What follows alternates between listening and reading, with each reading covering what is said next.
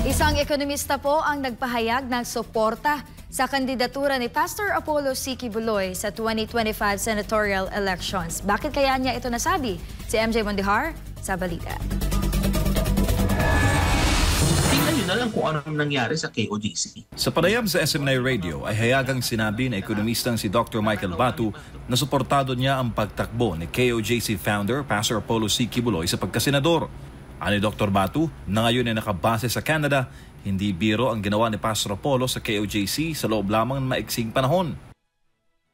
September 1, 1985, naitatag ang KOJC sa Davao City at sa loob lamang ng 39 na taon, nasa 2,000 syudad at 200 bansa na ito sa buong mundo.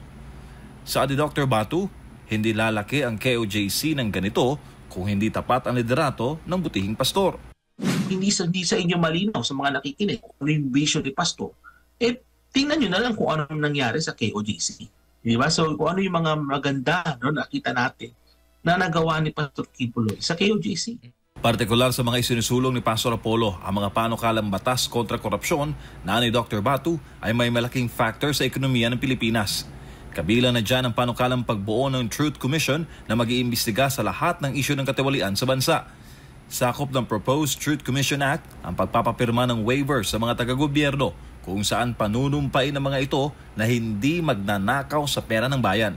Isusulong din ni Pastor Apollo ang death penalty sa mga mapapatunayang sangkot sa korupsyon. Ikaw ay nagpapanday ng batas. Kinakailangan meron kang vision. Diba? Kasi yung batas na yan, polisiya yan eh. At yung polisiya na yan ay tinatahak yung vision na gusto mo para sa bansa. And Pastor Quiboloy has that vision. Kasama rin sa matinding isusulong ng KOJC founder ang pagpapawalang bisa sa Concurrent Resolution No. 10 sa Kongreso at pangungunahan ng pagbabawal sa liquidation by certification sa lahat ng government transactions. Sa isang 2023 study ng Transparency International, nasa ika-116 ang Pilipinas mula sa 180 mga bansa sa problema sa korupsyon.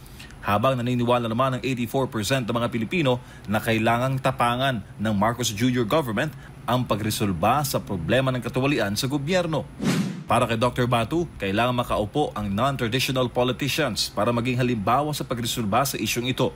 Aniya, ang mga non-trapo na kandidato ay walang vested interest sa pondo ng bayan. Sa kanyang pinakahuling public message, iginit ni Pastor Apollo na ang pera ng bayan ay dapat lamang gamitin para maging first world country ang Pilipinas. At kung hindi ganito ang vision kung paano gamitin ang pondo ng pamahalaan, saad ng butihing pastor ay mauuwi lamang sa katiwalian. At yan yung vision na dadalhin ni Pastor sa ating bansa. Ayan. And all of the programs, the legislation, all of these are guided by his vision. Diba? Na mangyari ni Pastor para sa ating bansa. Para sa Diyos, sa Pilipinas kung mahal, MJ Mondihar, SMNI News.